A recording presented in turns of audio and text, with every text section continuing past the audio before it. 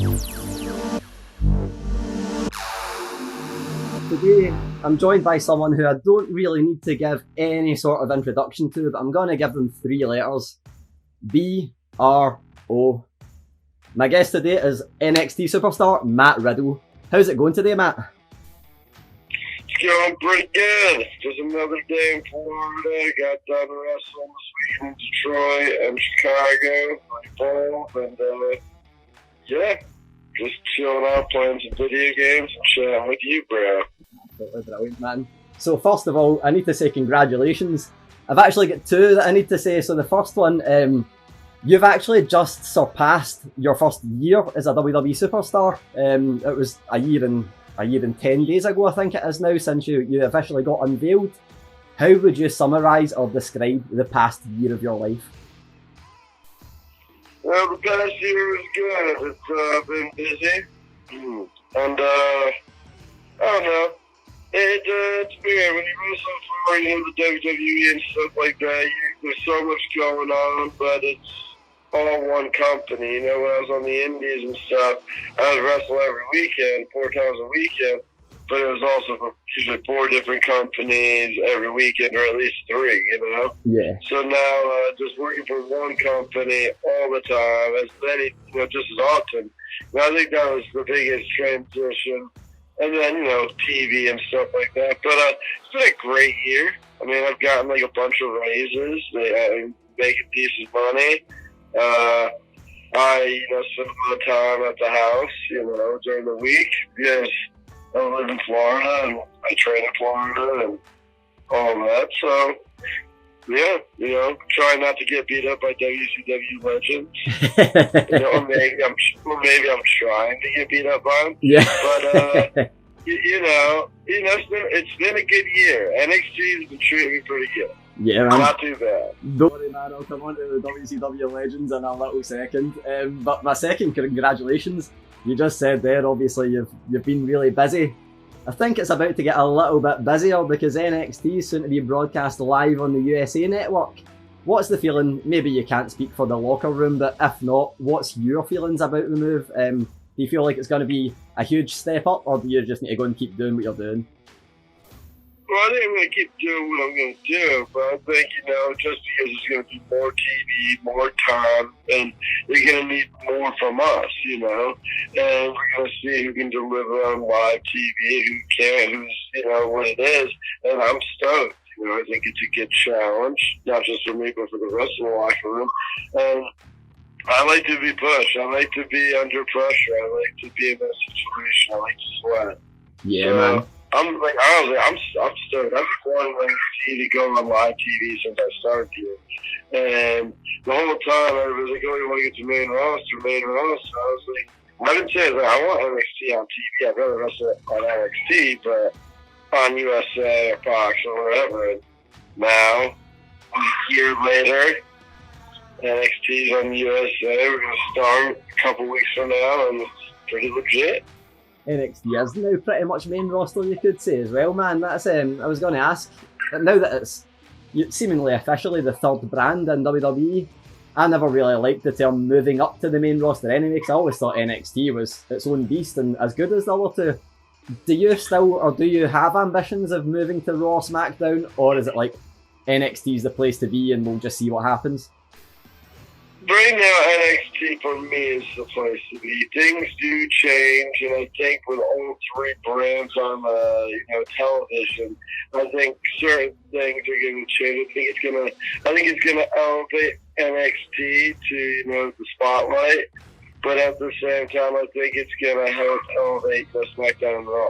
And of course, there's always, because I want to get on those guys, you know, I want to wrestle a lot of the guys on main roster, like Seth Rollins or David Bryan or AJ Styles. I can keep going on. There's a lot of talent on the main roster, you know.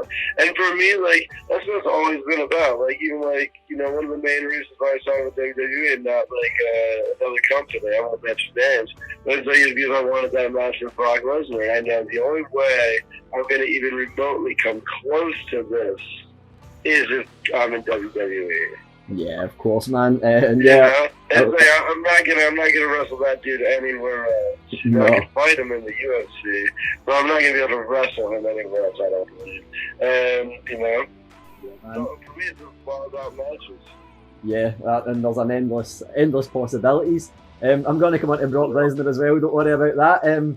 But one of the most exciting things for me about NXT moving to USA is the fact that something that's not been around for a while is there's direct competition over on TNT in the form of AEW.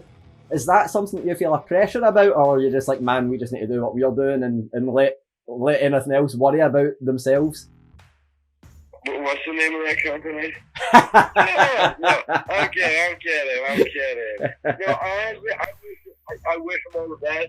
I'm super stoked. It's the Wednesday Night Wars, and I hope they push the envelope. I hope they push it hard, and I hope they get a lot of fans, and I hope they're very successful. Because the more successful they are, the more successful we'll be, and the more, it really helps people out like me if there's good competition. It helps the performers, the people that actually make the show go. It really helps them. Yeah, everyone wins. Man, wrestlers win, and me as a fan, I'll definitely win as well. Absolutely brilliant. I'm going to sadly bring things down a little bit here. You had a very impressive streak in WWE right up until April.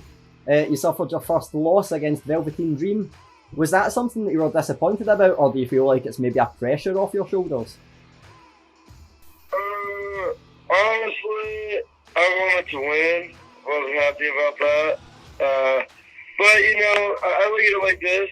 Velveteen Dream's a stud, the people are behind him, and I knew losing to him would, really be a loss, Because if it was up to me, I would have just smashed everybody out like Goldberg did, and then just be like, just be the champion. That's what I wanted to do. It didn't turn out that way, But yeah, but I also knew the way that match went and how it played out, how dominant I was, and how he caught me with that last second pin. I feel like I didn't lose anything from that. No, definitely not, man. You just mentioned Goldberg there. I have to mention that you mentioned Goldberg and Brock Lesnar. Obviously, you've kind of went out of your way to carve a path towards both of them. Is that something you've done yourself, or has there been an indication to you that one of those matches may happen in the future? Well, the WWE NXT has made mention of me recently, Brock, and promos they've written for me, or other things like that. But I've been calling that one since I started wrestling. I set a huge goal, and I was like, if I get close to that, I'll probably be really successful. And if I do it, I'll probably be a legend. And, now I'm as close as I've ever been. I'm still pretty far, but, and then the Goldberg there was never even really wanting a match. I mean, I would take it for sure, he's Bill Goldberg, he's the guy with money. But at the same time, I never wanted a match. It was more so my opinion on his work rate and his wrestling. Not his ability to generate money or spend butts in seats. It was his, his selling, his work rate, that stuff. So I mean, and I talked to Goldberg. We talked about it. He still found that I was being disrespectful, and I told him it's okay, man. That's my opinion, and I'm not a huge fan of your work. It's not great pro wrestling. In wrestling, it's like you got a great jackhammer, a great spear. But the rest is, and I'm not lying, I'm not being, I feel like if I'm not lying, I'm not being disrespectful, especially if that's how you make your money. Yeah, definitely, man. So that's one man you rubbed up the wrong way. There's one more out there, Chris Jericho. Do you have any messages at all to deliver to Chris Jericho? No messages for him. I'm not gonna play that. I already had my one video. He knows what I think. Told me to listen and learn or whatever. Which wasn't even directed properly towards me because like I said, I wasn't trying to get a match. It was just my opinion on somebody in multiple interviews and whatever, and then I watched that match, and it was just too much. It's just too much. Yeah, definitely. And, so I think it was, like I said, he should listen to Money in the Cross to get his ass kicked. He can, but I doubt he wants so. Nah, definitely, man. And back to the current day. So you seem right now to be on a collision course with Killian Dane, which is something that I frankly can't wait for. But in NXT, who's left for you in terms of dream matches? Is there anyone that you're like, I'm absolutely desperate to face this one person from NXT? Well, there's a couple of people I have not faced, even throughout my indie career and everywhere else, and I'm like, and I feel like they'd be good. And the one person is Johnny Gargano. I've never wrestled him. We were supposed to wrestle a couple times at Evolve, and I don't know. I feel like he politicked his way out of the match. He didn't want the bro to get his hands on him. But I feel like, with his in-ring ability and mine, and I think it could be pretty tasty. And then another one that I know is good because we wrestled before on the Indies, and we only did twice, and it was amazing. It was when I was still pretty green, and that was Tommaso Ciampa. Oh, man. And me and Tommaso, we were, we fight each other very well. I'll say that, and I think that could be good, especially if he comes back sooner than later. I wouldn't mind being the first to get a crack at him. Yeah, definitely, man. I've only got one question left. I always say, yeah, man. I like to save. I've got one controversial question. I like to always end on a controversial question, so you don't need to answer it if you don't want to. So you're trapped in a lift. I might know where this one's going. You're trapped in a lift, and you need to choose one of these two people to be trapped in a lift with: Goldberg or Chris Jericho. And where am I trapped? In an elevator, sorry. Where? So you're in an elevator.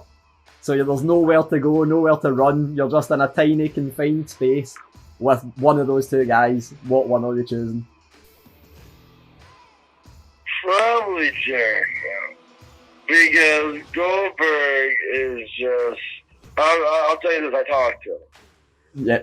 He's not a fun guy.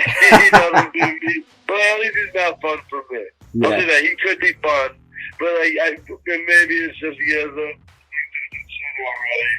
But we did not click, or that would just be very terrible.